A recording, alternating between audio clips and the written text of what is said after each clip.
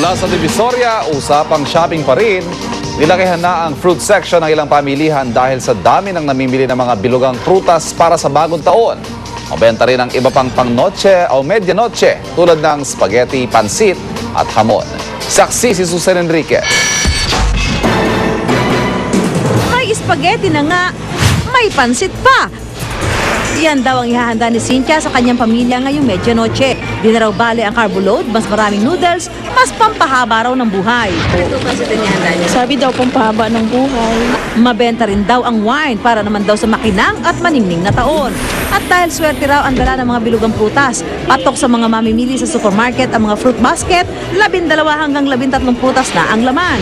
Ticket yan sa oras, saka isa pa, hindi ka na mamimili ng isa-isa pa. Kompleto na. Kompleto, 13 fruits na. Sa dami nga naman ng mga namimili ng iba't ibang prutas para sa medianoche, nilakihan ng fruit section sa pamilihang ito. Di lang yan, bukod sa bawas presyo, may buy one take one pang promo sa mga prutas at tinapay. Dito naman sa Quiapo, Maynila, patok sa marami ang mga tindang hamon. Parang kulang kasi ang ating medianoche pagka walang hamon.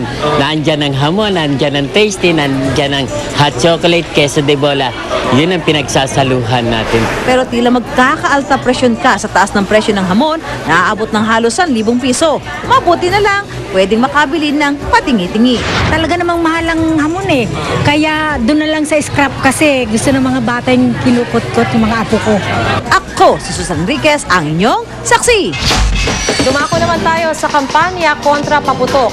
Lagpas 200 na ang bilang ng mga napuputukan sa loob lang ng 1 linggo. Sa Gat Andres Bonifacio Memorial Medical Center sa Maynila, 2 batang nadamay lang sa pagsabog ng paputok ang isinugod ngayong araw. Live mula sa Maynila, saksi si JP Soriano. JP. Maris, sasaksihan nga natin yung ilan sa mga batang na biktima ng paputok na isinugod sa may Gat Andres Hospital sa Tondo, Manila, ilang araw bago magbagong taon.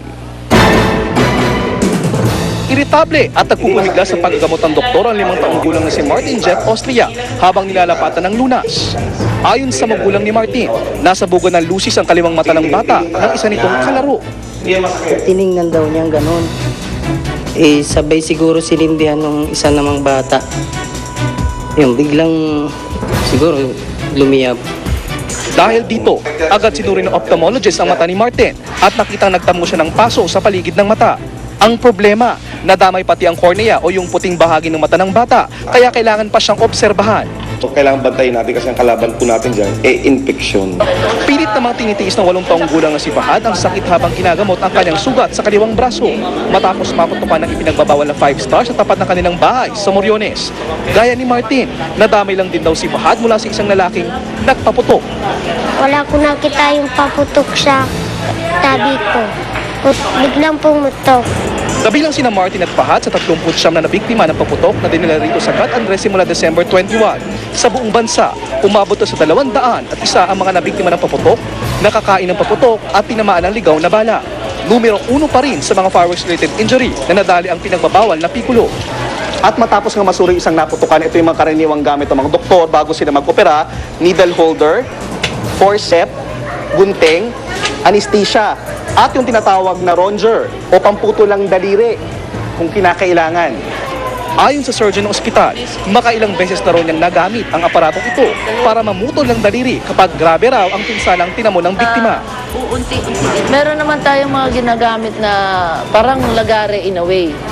So, parang yung kamay? yes, oo. Meron yung tinatawag na gigliso. Dito sa operating room, nakapwesto ang panlagare o pamputol ng mga doktor para sa mga buto at malalaking parte ng katawang naputukan. At ang dasal ng mga doktor dito, sana raw, di na nila kailangang gamitin ito sa pagsalubong sa bagong taon.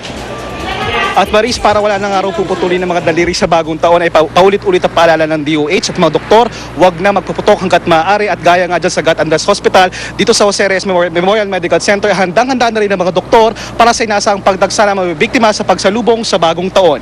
Live mula sa Maynila, ako si JP Soriano, ang inyong saksi. Siyam sa bawat 10 Pinoy ang puno ng pag-asa at positibong sasalubungin ang bagong taon. Ayon po yan sa pinakabagong survey ng Social Weather Stations o SWS. Saksi si Cedric Castillo.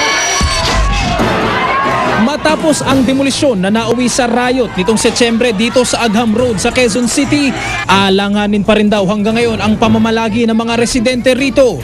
Para sa pamilya ni Aling Tess, iisa raw ang tangi niyang hiling sa darating na taon. Pending pa po sa ngayon, no, dahil sabi nga po nila, baka by April na gigibayin na kami. Sana po yung paninirahan namin dito ay maging amin na lang. Pero sa kabila ng kawalang katiyakan kung may tatawagin pang tahanan sa susunod na taon, hindi pa rin daw nawawala ng pag-asa si Aling Tess. Kahit na naghihirap yung mga tao, meron pa rin pagkukunan ng lakas ng loob. Una-una po, yung panalangin sa kanya. Tulad ni Aling Tess, 93% ng mga Pilipino o 9 sa bawat 10 ang nagsabing sasalubungin nila ng may pag-asa ang bagong taon. Base yan sa pinakabagong survey kasi ng social weather stations na kinumisyon ng pahayagang Business World. 7% naman ng mga sinurvey ang nagsabing haharapin nila ang 2011 ng may pangamba. Ang resulta ngayong taon ang pinakamataas sa nakalipas na 8 taon. Noong pagsalubong sa 2003, naitala ang pinakamataas na rating na 95%. At dahil malaki-laki ang isinipa ng bilang ng mga Pilipinong masaya at may pag-asang iwe-welcome ang 2011, syempre ay happy rin ang palasyo. We thank the Filipino people for imposing their trust. They view our government as an engine of hope. Talagang ang mga Pilipino ay likas na masayahin, nakangiti kahit tad-tad na ng mga paghamon at problema. Tingin niyo may aasahan pa yung mga mahihirap po? Siguro po, pagka limbawang nagsumikap po talaga, hindi lang po kailangan iasa po. Ako si Cedric Castillo, ang inyong saksi. Sa Showbiz Saksi, nagpa-victory party ngayong gabi ang pelikulang Si Agimat at Si Enteng Cabizote. Dito sinagot ni na Senador Bong Revilla at Vic Soto kung magkaka-part 2 ba ang #1 movie ng Metro Manila Film Fest. Saksi si Lar Santiago. Dahil record-breaking sa takilya ang pagtatambal ng mga sikat na karakter na sina Enteng Cabizote at Agimat, masayang-masaya ang mga double bidang sina Vic Soto at Senator Bong Revilla Jr. Mula raw kasi nang magbukas ang Film Fest movie noong Pasko sa mga sinihan, hindi na nito binitiwan ang pagiging top grosser. Ang success naman ng pelikula ay dahil sa suporta, trabaho ng maraming tao. Kasama na kayo ron, yung aming mga crew, staff, at higit sa lahat yung mga patuloy na tumatangkilik ng pelikulang Pilipino. Bilang pasasalamat itong ginawa natin, siyempre hindi namin ma-achieve itong kung nilalagyan natin ngayon kung hindi rin dahil sa suporta ng bawat isa sa inyo. Dahil sa tagumpay ng Si Agimat at Si Enteng Cabizote, iisa ang tanong ng lahat ngayon, kina Vic at Bong. Kailan sila muling magsasama sa isang pelikula? Na siguradong may part 2 ang Agimat at Si Enteng Cabizote. Thank you, thank you. There you go. At bagamat araw-araw daw silang nag-uusap sa telepono, kanina lang sa victory party, muling nagkita si Bong at Vic. Kaya't sinamantala nila ang pagkakataon para magpasalamat din sa isa't isa. Pare, maraming salamat sa pagtanggap mo na makasama ako bilang bilang iyong leading man. Hindi, talagang happy kami sa set at okay siya katrabaho. Isa sa mga pangarap ko ang makatambal, makasama sa isang pelikula, makasama sa isang float. Natupad na yun. At sabi ko nga nung isang araw, itong pelikulang ito, pwede ko nang isabit na medalya sa aking karir. Lar Santiago, ang inyong saksi. At sama-sama nating saksihan. Laura Visconde umapila sa Korte Suprema na bawiin ang pag-absuelto kina Hubert Webb at 6 na iba pa. Lee star Mark Saling nakipag-bonding sa ilang local celebrities sa kanyang extended vacation sa Boracay. At balikan ang pinakamalalaking showbiz news ng 2010. Balitang hatid na nag-iisang liga ng katotohanan. Sama-sama natin pagiging saksi.